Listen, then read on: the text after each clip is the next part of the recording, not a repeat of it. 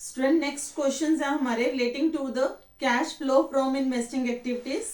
जैसा कि आप क्वेश्चन में देख पा रहे हैं, from the following information calculate the amount of cash flow from investing activities acquired machinery for rupees 10 lakh, paying 10% immediately in cash and accepting a draft for the balance in favor of the vendor. Vendor means supplier. Payable after 3 months. और आपको सिर्फ ये बताना है कि cash flow from investing activity कितना हुआ। No doubt यहाँ पे हमने एसेट परचेज करी है 10 लाख की, बट हमारा फ्लो ऑफ कैश कितना है? ओनली 10%। और क्या 10% क्या है? आउटफ्लो। तो हम यहां पे क्या लिखेंगे? इन्वेस्टिंग एक्टिविटीज, और इसके अंदर है हमारे पास मशीनरी परचेस्ड 10% ऑफ 10 लाख। ये हमारा 1 लाख का क्या है? इनफ्लो। तो cash used in investing activities, ये हमारा टोटल आ गया 1 लाख का नेगेटिव, और ये हम आउटर कॉलम में दिखा देंगे और हमारा ये क्वेश्चन कंप्लीट हो गया।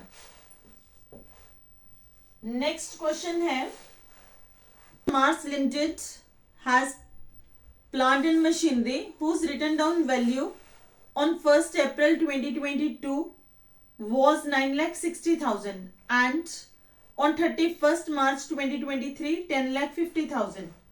Depreciation for the year was 35,000.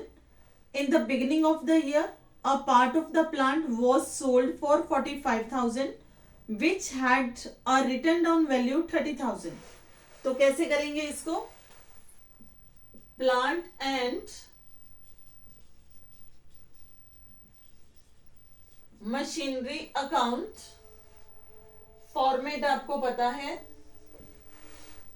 Particulars, amount, then particulars, amount. To balance brought down, opening balance debit होगा, रीजन एसेट है, ओपनिंग बैलेंस है इसका 9,60,000, क्लोजिंग बैलेंस दे रखा है इसने 10,50,000। अब देखिए हमारे पास जो एसेट है इसके ऊपर डेप्रिसिएशन कितना है?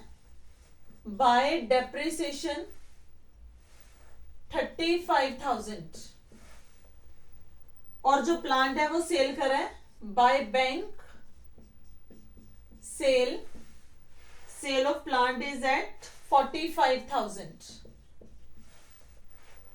प्लांट की रिटन डाउन वैल्यू कितनी थी?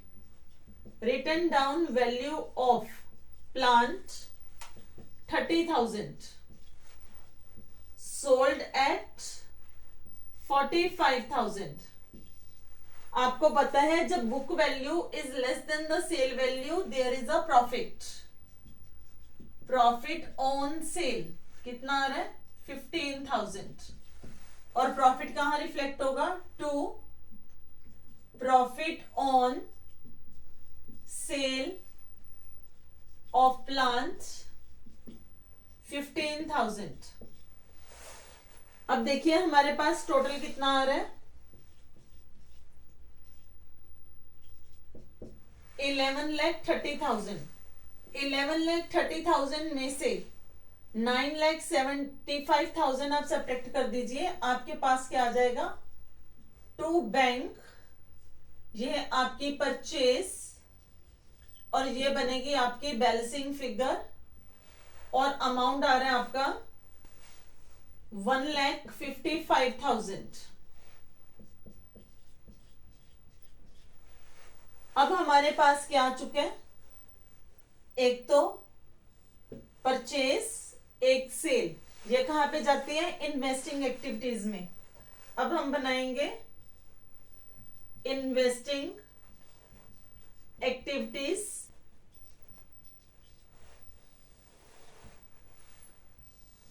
इसमें हम डालेंगे sale of plant and machinery. ये हमारा इनफ्लो है, ये रहा 45,000 से। Purchase of plant and machinery, ये हमारा आउटफ्लो है 1,55,000 से। तो अगर हम नेट अमाउंट देखेंगे तो हमारा आउटफ्लो ज्यादा है। Cash used in investing activities, ये पार्ट बी में आता है 1,10,000। ये हम आउटर कॉलम में डाल देंगे और नेगेटिव है, यूज्ड इन है, तो ब्रैकेट में आप शो करोगे 1,10,000 का। I hope it's clear.